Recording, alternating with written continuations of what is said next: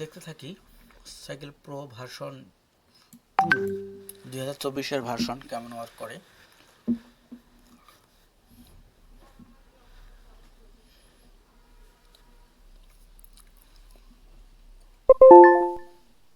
ডান win. আমরা যদি এইটাকে এবার এক্সপ্লেইন করার চেষ্টা করি তাহলে এটাকে কিভাবে এক্সপ্লেইন করা যায় আমরা একটু দেখি।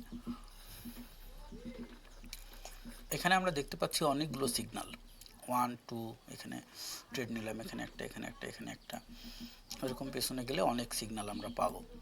বাট কোন সিগন্যালটা আমরা ধরবো আর কোনটা ধরবো না, এটা হচ্ছে ফ্যাক্ট ইস্যু। অর্থাৎ আপনাকে ইন্ডিকেশন দিবে অনেকগুলো, বিভিন্ন দিক থেকে বিভিন্ন রকমের ইন্ডিকেশন আপনি পাবেন।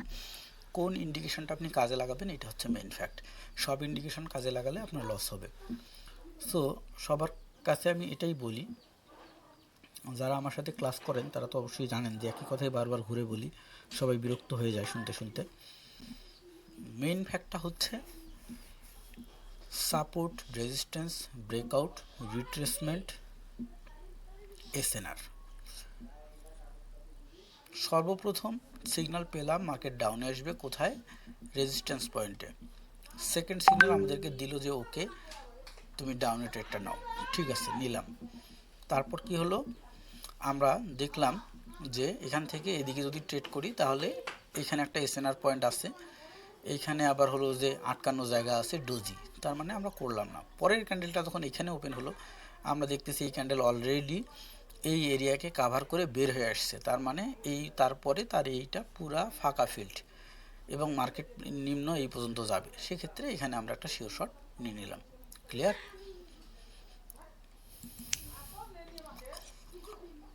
এটাকে ব্রেকআউট করে ফেলছে, আমরা দেখি মার্কেট কত দূরে যায়। এখান থেকে নিচে যাওয়ার কথা না, এখান থেকে ব্যাক করার কথা।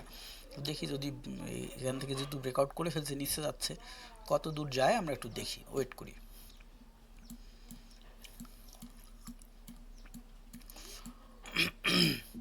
ট্রেড করার জন্য খুব বেশি কিছু জানতে হয় না। সেকেন্ড থিং হচ্ছে আপনার ট্রেডিং শেখাটা খুবই সহজ, কিন্তু মার্কেটে টিকে থাকাটা খুবই কঠিন। এই যে বলছে 100%, এইটাকে যদি ব্রেক করে যায় তাহলে কিন্তু 100% চিহ্নটা আসে, খেয়াল করবেন। এই উপরের হোয়াইট লাইনটাকে যদি, এই সাপোর্টটাকে যদি ক্রস করে উপরে যায় তাহলে 100% লেখাটা আসবে। তাহলে আমাদের এই ইন্ডিকেটরটা ইনস্ট্যান্ট যে ওয়ার্ক করতেছে এটা কিন্তু তার বাস্তব প্রমাণ, যে সে যদি ইন্ডিকেশান পাচ্ছে যখনই সে তার ভলিউম বেড়ে যাচ্ছে সে কিন্তু ঠিকই আমাদেরকে ইন্ডিকেশান দিচ্ছে। এখন এটা তো আর কেউ কন্ট্রোল করতেছে না, সব বায়ার এবং সেলার মিলে কন্ট্রোল করতেছে। সো বায়ার সেলার যে ঘটনাটা ঘটাচ্ছে সেটার উপরে সে সিগন্যাল দিচ্ছে। তাহলে আমাদেরকে বুঝতে হবে যে এই বায়ার সেলারের কর্মকাণ্ডের উপরে সে সিগন্যাল দিচ্ছে এবং এটার উপরে আমাদেরকে ডিসিশন নিয়ে তারপরে ট্রেড নিতে হবে। আমি যখন ম্যাজিক ভি এর ক্লাস করাইছিলাম আপনাদেরকে মনে আছে, যে ম্যাজিক ভি এর ক্লাস যখন করাইছিলাম তখন এইভাবে আমি ম্যাজিক ভিটাকে ভাগ করে নিতাম। কিভাবে, যে এইভাবে টান দিয়ে ভাগ করে নিতাম। যদি একটু ড্র করে দেখাই,